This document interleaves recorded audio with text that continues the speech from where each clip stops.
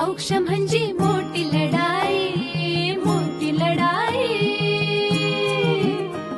अन हत्याराचं फुलावानी घाव बिखाई, घाव बिखाई.